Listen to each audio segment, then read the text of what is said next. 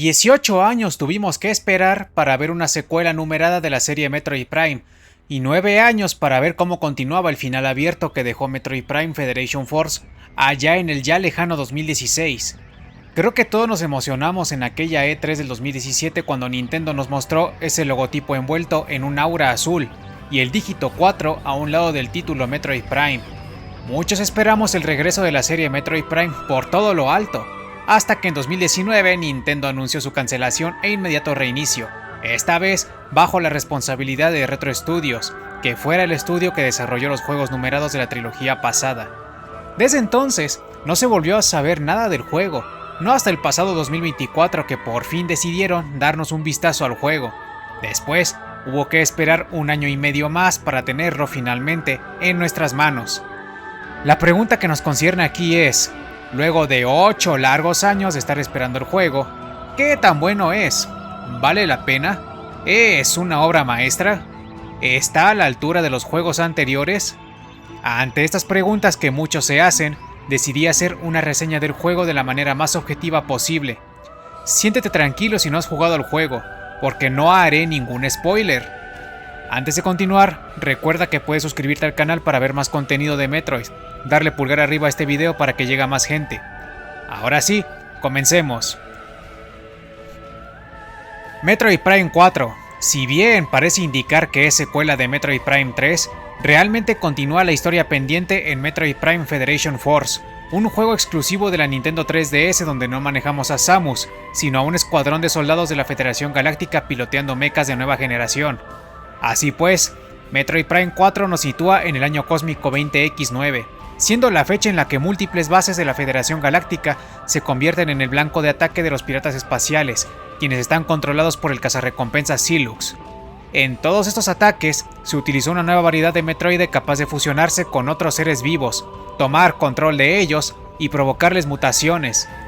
De hecho, es por estos Metroides que Silux mantiene el control de la organización criminal, concretamente de sus altos mandos, y el más reciente ataque ocurre en un centro de investigación de Tanamar, en el sistema Desolan, y la Federación contrata a Samus Aran para apoyar en la defensa. Samus va por la base apoyando a los soldados de la Federación y matando a cuanto pirata se cruce en su camino, y en el trayecto le es informada sobre un artefacto de origen alienígena que estaba bajo investigación en la base y que aparenta ser el verdadero objetivo de las huestes de Silux. Al tratar de defender el mismo artefacto, ambos cazarrecompensas, Samus y Silux, se enfrentan, lo que termina activando el artefacto tras recibir un disparo del Neutrinarm de Silux, lo que causa un evento a escala global que afecta a todos los beligerantes. Mientras tanto, Samus es transportada inesperadamente al planeta Biuros, donde es contactada por una extraña civilización con poderes telepáticos, los Lamornianos. Ella no fue la única persona en ser teletransportada hacia aquel extraño planeta, sin embargo, pues otros 4 soldados de la Federación también dieron a parar a los distintos biomas de Biuros. Así pues, el objetivo de Samus y de estos soldados consiste en hallar la manera de escapar de Biuros para volver a Tanamar, y para ello deberán trabajar como equipo, apoyando a la cazarrecompensas en la resolución de este mismo problema. Como podrás ver, esta es una de esas historias donde Samus tiene interacción con otros individuos, como ya viene siendo habitual desde hace más de 20 años.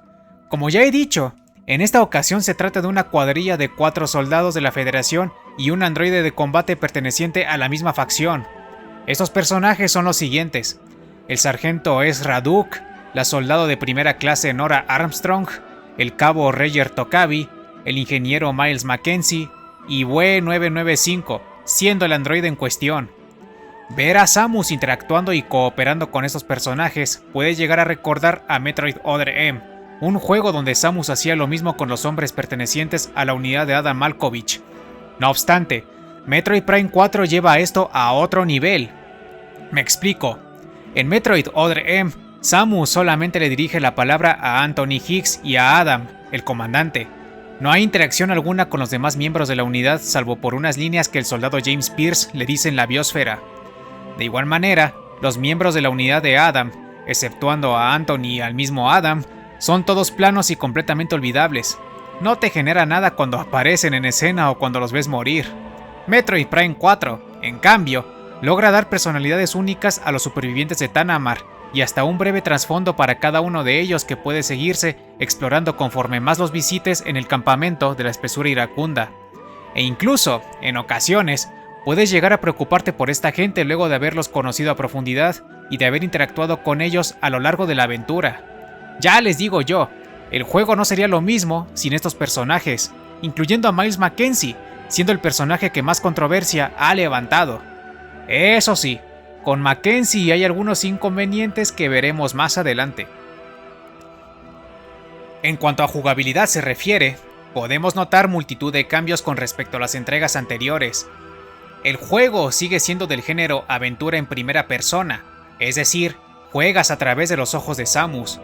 Muchas de sus habilidades del pasado vuelven a hacer presencia en esta entrega, como la turbosfera, el salto doble, el rayo enganche, entre otras mejoras que ya se consideran como clásicas. Sin embargo, muchas de estas mejoras se han convertido en variantes psíquicas que se complementan con el novedoso psicovisor, una de las nuevas y más importantes herramientas de Samus que se cataloga dentro de las denominadas habilidades psíquicas.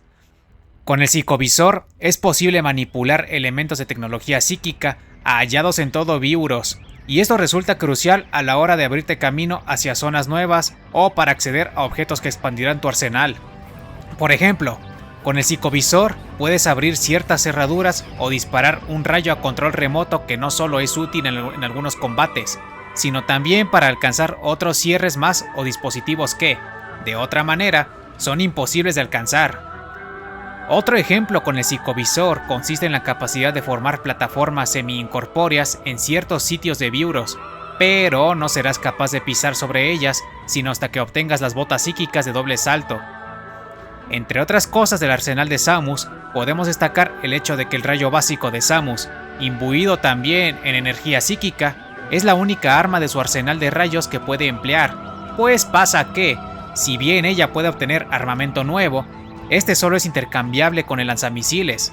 Es decir, cuando en Metroid Prime debíamos cambiar el rayo normal para poder usar el rayo de ondas o el rayo de plasma, en Metroid Prime 4 hacemos lo mismo, pero intercambiando entre lanzamisiles y las demás armas, las cuales se componen de fuego, hielo y electricidad, conceptos básicos que ya se han visto con anterioridad.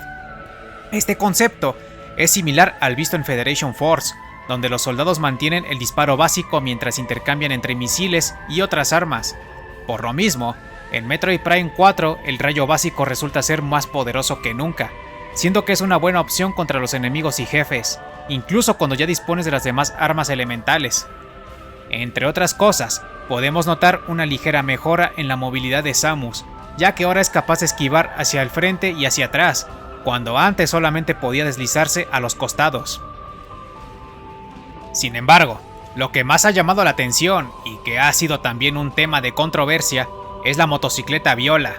Esta moto se pensó específicamente para poder atravesar las dunas del desierto llamado Valle del Sol, pues pasa que esta región es inmensa, teniendo una extensión mayor que las demás regiones del juego estando combinadas.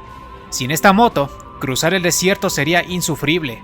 Además, una de las regiones, la fundidora voltaica, consiste en 3 torres unidas mediante largas autopistas pensadas para ser cruzadas con la misma moto, siendo que es en este mismo lugar donde la obtienes y donde aprendes a usarla, incluyendo sus sistemas de ataques de las que hablaré a continuación. Con la moto, Samus es capaz de disparar discos teledirigidos contra los enemigos, puede apuntar a múltiples hostiles y el mismo disco dañará a todos y cada uno de ellos, siendo un método ofensivo bastante interesante al momento de enfrentar a más de un oponente en la zona desértica. Otra de sus funciones es la de acelerar a una vertiginosa velocidad para acortar el tiempo de traslado de un lugar a otro, y también es una propiedad necesaria para conseguir ciertos objetos en el desierto que se hallan a una altura considerable, la cual solo es alcanzable al emplear el turbo sobre unas rampas formadas por la naturaleza. No obstante, el turbo tiene limitaciones, como el hecho de no poder usarlo en entornos cerrados donde la velocidad máxima de la moto se reduce considerablemente, algo que se justifica a nivel de lore diciendo que se hizo así para evitar accidentes entre los lamornianos. Otro inconveniente con el turbo es que se agota, y si bien se recarga automáticamente, el proceso es demorado. Afortunadamente en el desierto existe un tipo de fruta que puedes arrollar para recuperar tus reservas de turbo, y matando a algunos enemigos con el mismo vehículo, te recompensará con combustible que rellenará tus reservas. Asimismo, existen las expansiones de turbo, que permiten incrementar las veces que puedes acelerar y también son recargables mediante todas las maneras ya mencionadas. Otra de las utilidades que brinda la moto es la de romper fácilmente los cristales de energía glauca esparcidos en el desierto, los cuales son cruciales obtener para poder avanzar en la aventura. No obstante, hay algo malo con respecto a esta recolección y de eso hablaré luego. Entre otras cosas de la jugabilidad, podemos destacar unas dosis más altas de acción y combate de lo que hemos estado habituados, siendo similar a lo que ya se había visto en Federation Force, pues a menudo serás hostigado por numerosos enemigos conforme más avances en las rutas de cada región. Y no, esto no afecta a la exploración, pues este elemento aún sigue allí. Asimismo, los combates contra los jefes son simplemente espectaculares, atreviéndome a afirmar que el juego contiene algunos de los mejores combates contra jefes que he visto, no solo en Metroid Prime, sino en la franquicia Metroid en general. Gráficamente, no tengo ninguna queja. Es espectacular. Es el juego con mejores gráficos en la Nintendo Switch 1, y en la Nintendo Switch 2 no hace otra cosa que mejorar gracias a la resolución 4K y 60 FPS fijos, aunque también nos brinda la opción de jugar a resolución 1080, pero doblando los FPS a 120, tratándose del denominado modo rendimiento. De entre todo, lo que más destaca son las cinemáticas, a las cuales claramente se les dio un trato especial y perfeccionista, lo cual no es raro tomando en cuenta que este juego es el Metroid Prime más narrativo que se ha hecho. Por todo lo demás, técnicamente funciona de maravilla, al menos hasta donde he probado en la versión de Switch 2. ¿Y qué hay de la banda sonora? Simplemente es brutal. Sin temor a equivocarme, muchos de los temas musicales del juego pasarán a ser clásicos en un futuro. No es para menos, pues pasa que en esta entrega volvieron los maestros que anteriormente componían para la franquicia. Sí, hablo nada más ni nada menos que de Kenji Yamamoto y Minako Hamano, un par de veteranos que han compuesto para Metroid desde 1994, habiendo empezado con Super Metroid. De igual manera, los actores y actrices de voz hicieron un estupendo trabajo dando vida a los soldados del juego y a otros personajes, y es la primera vez en un juego numerado de Metroid Prime que no se emplearon las voces de Jennifer Hale y Vanessa Marshall para los quejidos y gritos de Samus, pues ahora la encargada de dar voz a todo esto es Erin Yvette, de quien desconozco su carrera la verdad, pero me han dicho que es talentosa y con experiencia a su espalda. Ahora bien, ya he mencionado todo lo bueno, pero, como en todo, también hay cosas negativas de las que debo hablar sí o sí, porque es necesario y porque la perfección no existe. ¿Te acuerdas que dije que hay un problema con Miles Mackenzie? Bueno, este personaje es quien casi siempre te da un indicio sobre a dónde ir. Yo la verdad no tengo conflicto con eso, pero sucede que Miles siempre te recuerda el próximo objetivo en cuestión cada vez que entras al desierto desde cualquier región.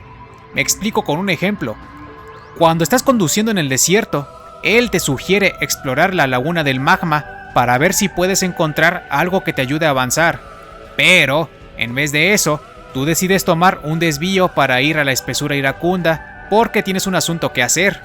Pues bien, cuando sales de la espesura iracunda y regresas al desierto, Miles volverá a recitar la misma sugerencia sobre ir a la laguna del magma, exactamente las mismas palabras. Y yo aquí me pregunto, ¿qué acaso con una vez no basta? Lo entendería si guardé y salí del juego, luego volví a entrar luego de un rato o de un día. Pero ¿por qué lo hace cada vez que regreso al desierto? Lo que más me extraña es que en otros juegos era posible deshabilitar el sistema de indicios que te daban una ubicación exacta de tu próximo objetivo, pero esa opción simplemente no te la dan aquí. Yo entiendo que esto da más accesibilidad a la gente que no tienen tanta habilidad con este tipo de juegos, e insisto que normalmente no me supondría un problema, pero tampoco es necesario que Miles te recuerde las cosas una y otra vez, especialmente considerando que existe la posibilidad de llamarlo por radio las veces que quieras. No me malinterpretes, por favor. Considero que Miles Mackenzie es buen personaje, lo digo en serio, pero se excede con repetir la sugerencia más de una vez sin que tú lo solicites. El siguiente aspecto negativo me pesa mucho, pero hay que decirlo. El desierto, Valle de Sol, simplemente está a medio cocinar. Si viste los directos donde jugué el juego, Me habrás escuchado decir que hay desiertos más interesantes por explorar en otros juegos, y eso lo mantengo todavía. Valle de Sol parece ser que quería ser más que un desierto en donde solo hay una gran torre, un puñado de santuarios, restos de la base Tau y cientos de cristales verdes por romper. Sin embargo, el desierto se quedó en un páramo cubierto casi totalmente de arena, lo cual es raro tomando en cuenta que antaño vivía una civilización inteligente y dominante en Biuros. Aquí cuelga preguntarse, ¿por qué el desierto quedó tan a medias? ¿Acaso fue culpa de la Nintendo Switch 1? Después de todo, su potencia se queda corta en juegos con entornos de gran extensión, y de ellos hay bastantes ejemplos, incluso entre algunos juegos de la propia Nintendo. Quiero pensar que el desierto quedó así para asegurar los 60 FPS en Switch 1, incluso al estar sobre una moto que acelera a increíbles velocidades, lo cual sería toda una lástima. Y ya que mencioné los cristales, hay algo que tengo que mencionar, y tal vez sea un pequeño spoiler, pero esta reseña no puede estar completa si no lo digo. Sucede que este juego tiene la que es, por mucho, la peor misión final de recolección vista en los 4 juegos. En Metroid Prime 1 teníamos la misión de encontrar los artefactos Chozo, en Metroid Prime 2 hacer lo propio con las llaves del Templo del Cielo, y en Metroid Prime 3 solo bastaba con recolectar unas pocas células de energía para poder avanzar hacia el final. Bueno, en Retro Studios no se les ocurrió mejor idea que hacer la recolección de cristales verdes la última misión de recolección, y para ello hay que recoger cierta cantidad que se refleja en un apartado del menú de pausa, en la misma pestaña donde se reflejan la cantidad de llaves que obtienes de cada jefe principal derrotado. Puede resultar algo sencillo tomando en cuenta que hay grandes bloques que pueden ser destruidos con cierta arma del juego y que te dan cuantiosas cantidades de cristales, pero aún así es una tarea poco motivadora y aburrida si la comparamos con anteriores misiones de recolección. Y mira que en su momento estas tareas también fueron criticadas, pero Metroid Prime 4 las llevó a un nuevo nivel. Y es peor cuando te enteras de que, si quieres conseguir el 100% de estos cristales para desbloquear ciertos aspectos del juego, tienes que recoger, atención, todos y cada uno de los cristales esparcidos en Biuros. Tal como lo oyes, si quieres ese 100%, el cual ya no solo se compone de objetos y escaneos, entonces debes asegurarte de no dejar ni un solo cristal en el desierto, ni en los santuarios, ni en ninguna parte. Está de más decir que es algo sumamente engorroso, incluso si el juego te otorga una herramienta que te permite detectar los cristales verdes aún existentes en el desierto. Se siente como que esto lo hicieron así solo por rellenar, lo cual no hace que reforzar mis preguntas acerca del desarrollo del juego. En cuanto al mapa del juego, hay algo que me hicieron notar en el chat cuando jugaba.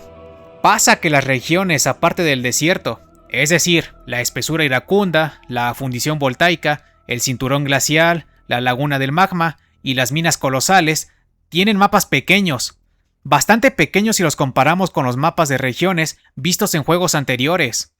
Cuando lo dijeron yo no lo creí, pero luego lo comprobé en privado y resulta que aquella persona tenía razón. Y es aquí donde el juego hace lo necesario para disfrazar estas pequeñeces. Los constantes embates de los enemigos refrenan tu avance a menudo, y hay muchos puzzles que involucran a tus poderes psíquicos, y esta mezcla de factores impiden que puedas explorar cada región en menos de 5 minutos. Aún así, de manera irónica, este juego resulta ser el más largo de los juegos numerados de Metroid Prime. Habiendo mencionado tanto lo bueno como lo malo, solo queda hacerse algunas preguntas. ¿Acaso faltó tiempo para pulir? No lo creo. Fueron casi 7 años de desarrollo. 6 si no contamos el año 2020 por obvias razones. ¿Presupuesto? Tampoco, especialmente sabiendo que esta es una de las producciones más caras que ha hecho Nintendo. Creo que tal vez no todo se le puede achacar a la potencia de Nintendo Switch 1. Más bien se nota que es un juego experimental al incluir cosas muy arriesgadas como es la motocicleta, una participación más profunda y elaborada de los NPCs como nunca antes se había visto, el desierto en sí al hacer de él un área central muy extensa para no depender de los clásicos ascensores, y también se refleja en la trama al introducirnos a una nueva civilización inteligente que no tiene relación alguna con los Chozo, ni con otras civilizaciones ya conocidas en la franquicia. En este sentido, es similar a Metroid Prime Hunters, cuando introdujo a los alímbicos, con la diferencia de que los lamornianos se exploran de manera más detallada. Entonces, ¿Metroid Prime 4 es un mal juego? No, para nada. No es una obra maestra, ni es el mejor Metroid Prime, pero sí es un buen regreso para esta serie de juegos en primera persona, tras 18 años desde la última entrega numerada. Los puntos negativos pueden llegar a sentirse muy tediosos, pero no arruina la experiencia de un juego que es sobresaliente y sólido. Si tuviera que ponderar esto con un puntaje del 1 al 10, le daría un 8.5. Hay mucho margen de mejora, es correcto, y yo tengo la esperanza de que el nuevo equipo de Retro Studios ha aprendido mucho al hacer este juego. Con esta experiencia y la mayor potencia que ofrece la Nintendo Switch 2, estoy seguro que un hipotético Metroid Prime 5 puede resultar ser un producto bastante mejor. Solo habrá que esperar a ver si se materializa. Y colorín colorado, esta reseña ha acabado. Actualmente estoy rejugando el juego en modo difícil, y el daño que te hacen es simplemente brutal. La próxima ocasión trataré de traer finalmente la cronología más completa que internet haya visto, en donde vendrá incluido todo lo que Metroid Prime 4 nos contó. Soy Aurora313, nos vemos en el siguiente video.